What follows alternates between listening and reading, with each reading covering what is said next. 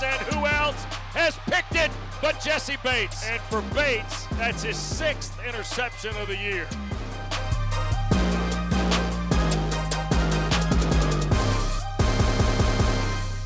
Well, it is week 18, and the Falcons are in New Orleans for their last regular season game, and it's against none other than the New Orleans Saints today. For both these teams, they need to win to have a chance to get into the playoffs, and they're going to need a little bit more than just a win to get in. They're going to need a little bit of luck as well, as Tampa Bay takes on the Carolina Panthers today in Carolina. But for right now, thank you guys for joining us for the Falcons pregame show presented by Ticketmaster.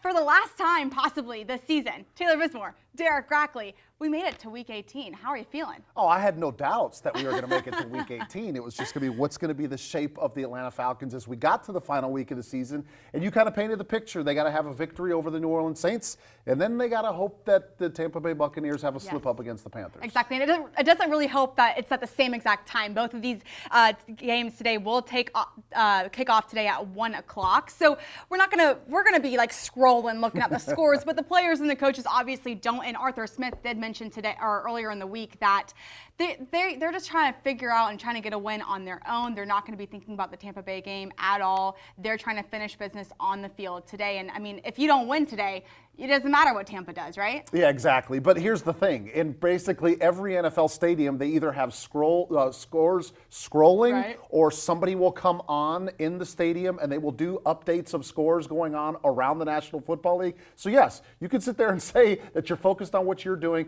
but if you have a timeout and all of a sudden somebody comes on the stadium PA and gives you updates from around the league and they happen to give the Tampa Carolina score, it's going to be hard to just completely tune that out. So those are things that happen, but you still have to just go out there and focus on executing what you're trying to do offensively, defensive, and special teams. That's going to be a challenge in and of itself, especially playing at New Orleans. Exactly. It's going to be a really big challenge, obviously, because of the division and of this rivalry. We're going to get into a little bit more later on about how tight this matchup has been against the Falcons and the Saints. But we've already played this team once before, and we beat them before, but in Mercedes-Benz Stadium a few weeks ago, and then today in New Orleans, they're going to be doing a 50-50 raffle for ALS. The New Orleans Saints organization and Atlanta Falcons organization are coming together for a second time to make a significant impact on the lives impacted by ALS. Both organizations have collaborated on a 50-50 raffle initiative during their head-to-head matchups this season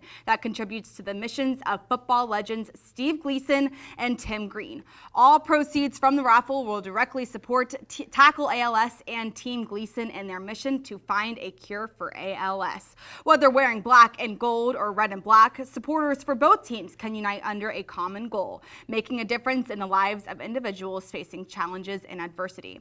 Let's join hands in supporting Tackle ALS and Team Gleason, contributing to the efforts to find a cure for ALS and making a positive impact on those affected by the disease. I mean, again, we did it in Mercedes-Benz Stadium, and now they're going to be able to do it down in New Orleans. It's a great cause, and it's crazy that both teams have a former player that is affected by ALS. Yeah, we had a chance to talk about this at the end of November when they played in the first matchup, and I agree with you, and I think it's a great initiative that both of these organizations decided to get ahead of this and say, let's do something for the better outside of just the football game that's going to be played in between the lines. And so the fact that they did it not only in Atlanta, but they're going to do it in New Orleans today, the 50-50 raffle, trying to raise as much money as possible to help these organizations and these two players that are dealing with just a very, very difficult disease. And I'm glad to see that bitter rivals can get together and they can put all that stuff aside and say, let's use our platform to do something for the greater good. Exactly. But speaking of bitter rivals, we're going to go ahead and talk about this Saints matchup, and we're going to take you down a road a little bit differently today, because normally we talk about the grand picture of what the team looks like and what they were last time that we saw them, but we're going to get right down to the meat today. We're going to start with inactives today because of the inactives for both of these teams. We're going to go ahead and start with the Atlanta Falcons today. Taylor Heineke will be inactive today with an ankle injury. He was questionable coming into the game in New Orleans today, but he will be inactive. So will Zach Harrison. So obviously Desmond Ridder will start. Desmond Ridder made his very first NFL start down in New Orleans last year. Obviously didn't didn't turn out the way that he wanted it to. But in his second start against the New Orleans Saints, he ended up winning that game. So what are you expecting from Desmond Ridder today? Well, I think that what we know is that Desmond Ridder is going to play Desmond Ridder's game, which that's a good and a bad thing because he's not going to sit there and be hesitant because he knows what's happened in the past, or at least maybe he's not, because that's what we've seen, that he continues to take chances and play aggressively. And there's one thing that you can say is, yes, you want a player to learn from mistakes and grow as an NFL player, as a professional, but you also don't want to take the edge away. I remember seeing a quote from C.J. Stroud as we were talking about the game that happened last night. C.J. Stroud, they were asking him about a couple of interceptions that he threw throughout the season, and this was a few weeks ago, and he said, well, I'm not going to change who I am. I'm still going to take chances. I'm still going to throw the ball down the field. That's the kind of confidence that you want from a quarterback. You still want that from Desmond Ridder. But you also have to know that when it's not there, you throw the ball out of bounds. You live to take a punt if you need to and play the field position battle. So hopefully he comes out, plays a much more ball security aware football game. But the fact that Taylor Heineke's out, Zach Harrison's out, Drew Dahlman is also out. That's the reason why we had to do these inactives first, because a lot of the discussion around the game is going to have to do with some of the players that will not be playing in this one. Exactly, and you mentioned taking those chances like C.J. Stroud said, but there's a fine line between taking chances and making good choices. Obviously, last time Desmond Ridder was under center with the Falcons as starting quarterback, he made a costly error against the Carolina Panthers. So it's going to come down to today if Desmond will be able to make good choices and take good chances as well. But let's go ahead and get to the New Orleans Saints inactives today, because this one is a big one. Alvin Kamara will be sitting out today. He was questionable all week. Obviously, he came out last week against Tampa in second half, did not return, and he will be out again today. What does Alvin Kamara being out do to this New Orleans Saints offense? I mean, this dramatically affects this game because Alvin Kamara is still one of the more electric players, and I'm not even going to say running backs because I'm going to say players in the National Football League. You look at his rushing numbers, 694 yards, and that's not necessarily going to move the meter, but you look at what he's done on the ground and through the air. He's got 75 catches this year, which actually is the most in the National Football League by a running back. So you see how many times that they're trying to get the football in his hands and what he can do when the ball is in his hands out in space. They're not going to have that option today. So they do have Jamal Williams. Here's the interesting thing about Jamal Williams. He comes over to New Orleans, doesn't necessarily have a great season, but last year when he was with Detroit, he had over 1,000 yards and 17 rushing touchdowns. So it's not like they're going to be going to a backup running back that is not accomplished, that's inexperienced. This is a guy that just really hasn't gotten his number called this year. So is Atlanta going to have to take it easy now against this run game? Not at all, because Jamal Williams can present some issues. He got the football a lot in the game last week against Tampa Bay, and then obviously you still know that you have Taysom Hill, who's going to get involved in the game plan in a number of different ways. So not having Kamara definitely helps Atlanta because he's a difficult player to stop, but not to say that Jamal Williams is going to be an easy task either. Yeah, let me see this. Jamal Williams last week after Kamara came out in that second half against Tampa Bay had 19 carries for 58 yards. So they're using him a lot. It's not like he's this rookie who's never played the game. Like you just said, he has experience. He knows how to run the ball. He also knows how to catch the ball. He can kind of do it on both sides as well, which creates another problem that maybe the Falcons didn't really scout for this week against Jamal Williams instead of Alvin Kamara. Yeah, I mean, Atlanta knew the situation. They obviously know when players get banged up, they're saying, okay, well, here's what's going to happen if Kamara does play, and here's what's going to happen if he doesn't play. And so they're going to be ready for whichever running back and package that's in the game. There's going to be a lot for them to study on the defensive side, just because they know that when Taysom Hill comes into the game, you could get a little bit of anything. He can line up as a quarterback, he can line up as a running back, he can go out for a pass. So there's so many different things that you have to be aware for when he comes into the game. Now they're going to kind of do that with Jamal as well. So it's going to be interesting to see how New Orleans tries to attack Atlanta. Do they try to go just more traditional, pound the football with Jamal Williams, try to go in between the tackles? Because with Kamara, you could do a lot of different things with him. You can go outside zone, inside zone. You can swing him out on the perimeter. Obviously, they get him out of the backfield and try to get the ball in his hands out in space.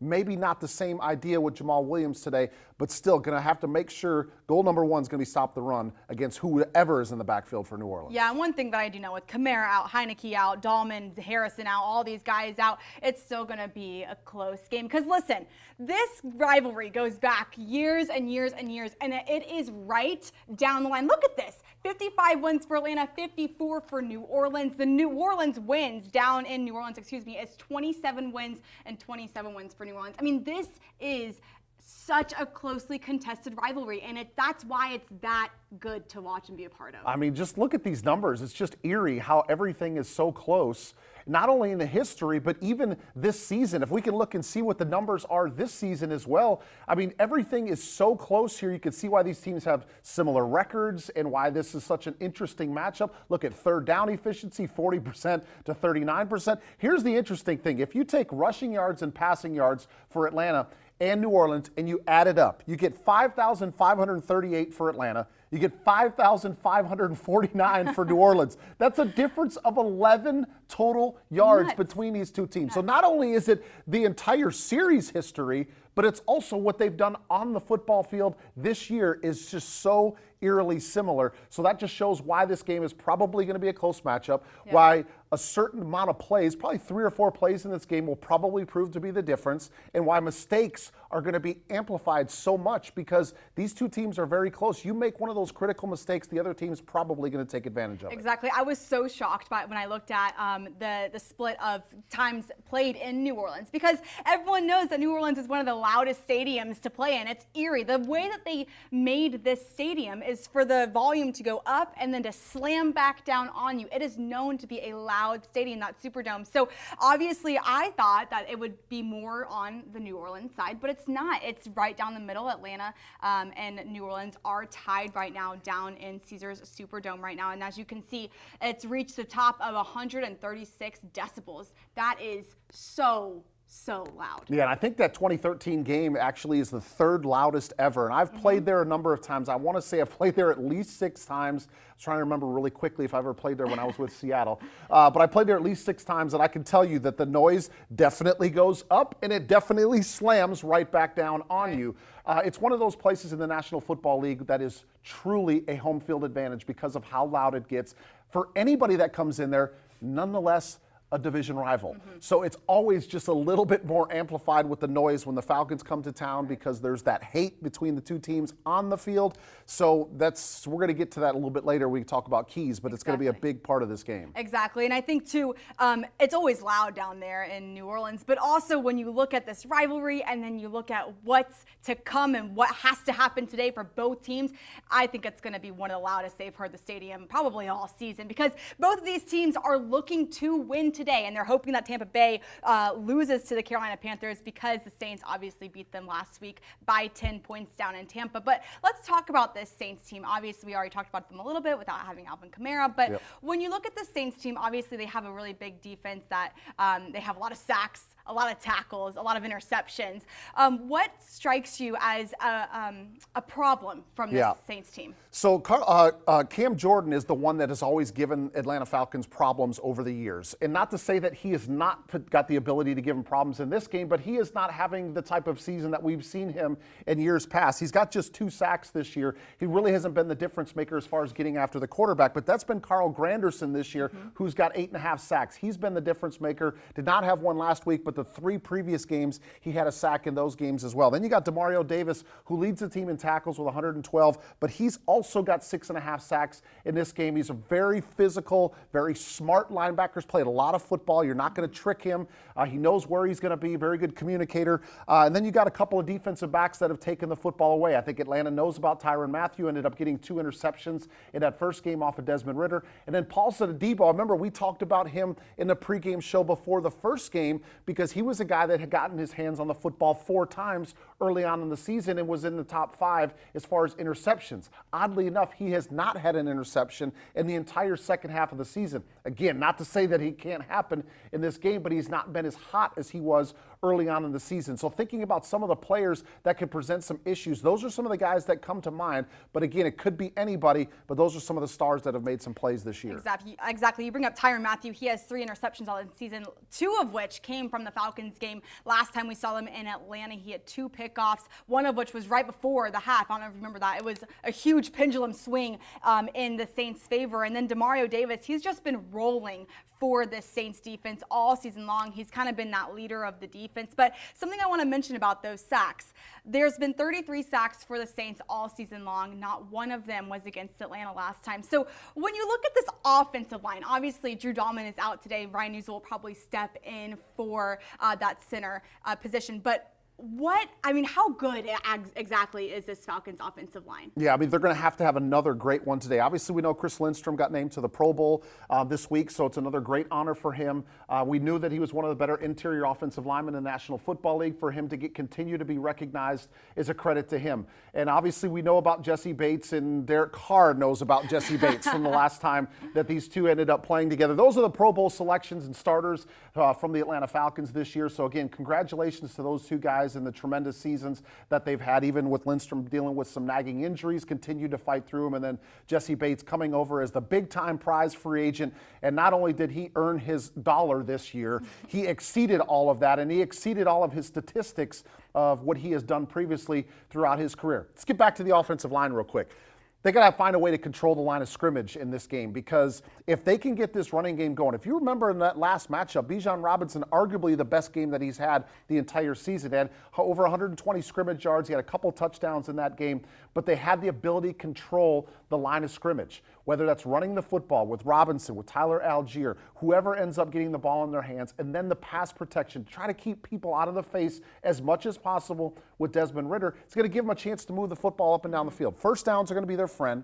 Staying on schedule offensively is going to be their friend, meaning stay away from penalties, stay away from 3rd and 14, 3rd and 20. It's just a difficult way to continue to operate on the road when you're way backed up behind the chains like that. Yeah, and we were talking before the show started that Drake London, as we know, is a lot better seemingly at home than away. What does Drake London need to do today to make sure that he has not just a good game, but a great game? Well, I think it's two things. I think it's a play calling effort to try to find ways to get the football in his hands immediately, and it's a quarterback, again, not trying to force the football into a window that's not there, but understanding why you got a first-round draft pick that's got a size advantage over basically everybody that he's going to go against in the National Football League. So let's get him confident. Let's get him cooking early on in the game. Let's get the ball in his hands, because we know when he gets going, he gets excited, he gets the rest of the team juiced up, because that's the energy that he plays with. Find a way to get him the football because he's physical. He'll put his shoulder down. He'll go up over the top of the defense if he needs to. But I think it needs to be a concerted effort by Arthur Smith with the play calls and with the quarterback Desmond Ridder. Let's find a way to get the football in his hands early to get him going and see if he can be a difference maker on the road for him. Yeah, so talking about Drake London, let's go to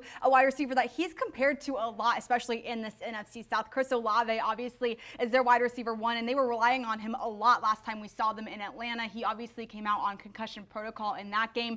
But when you look at how to defend Chris Olave and what kind of wide receiver he is, he's one of the better young wide receivers in this league. How do you defend and make sure to shut Olave down today? Well, there's a number of different reasons, ways that you can do it. Remember, he had a really good game against Atlanta the first time. 7 catches, 114 yards in that game. I think the ways that you slow him down are this. Number one, it doesn't even go up as far as right over the top of him. It starts at the line of scrimmage. Find a way to get pressure on the quarterback immediately so he doesn't have the ability to find Chris Olave early in the route or throw the football on time. Number two, you can get in his grill on the line of scrimmage, mess up the timing coming off of the line.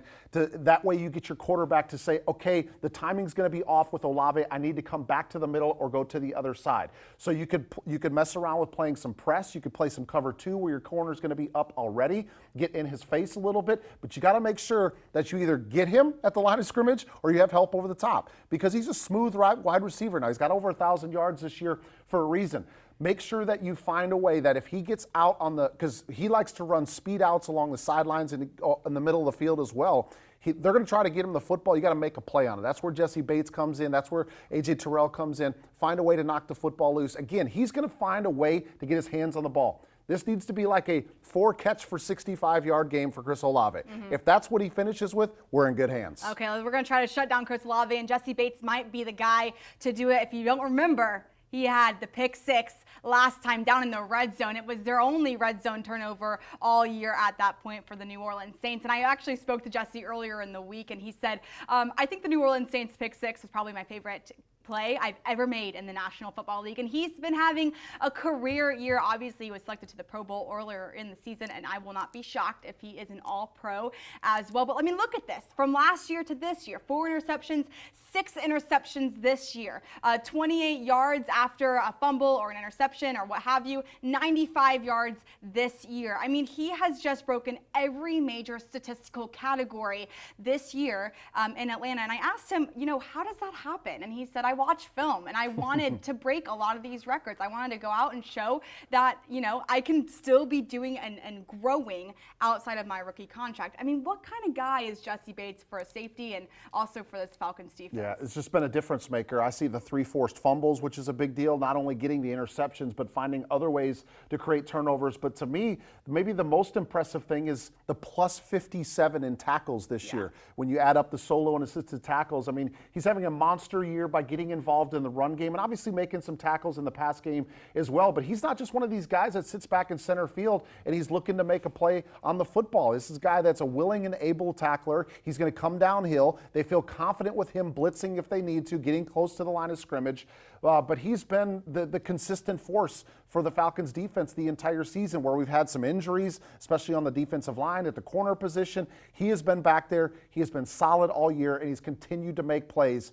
In at least one more regular season game, let's see if we can find a way for Jessie Bates to make a couple more plays, because he's got the ability to do that. That's right. It's really fun just to watch him work in the backfield. You know, he kind of sees the field kind of like a coach. You can see him like yelling at everybody and telling everyone where to go and what to do and where to move and all the things. It's so interesting to watch him on the field. So, I mean, if it's like a 1st and 10, I mean, maybe check out watching Jessie Bates down in the backfield, if you will. It's really fun to watch him go to work. But let's go ahead today. You talked about locking down that backfield. It's got to be a key to the game. I know that you have your 3. This is presented by Wells Fargo, the keys to the game, as we always do. Last time for sure that we're going to be doing this today. So what are the keys to the game today to get a win down? Well, we talked a little bit about the decibel level that can happen down there in the Caesars Superdome. And number 1 is going to be manage the environment. And for a visiting team, any visiting team that comes in there, it's a challenge. But we talked about when it's the Atlanta Falcons, a division rival, it just ends up being a little bit louder. So how do you manage it? You got to make sure you minimize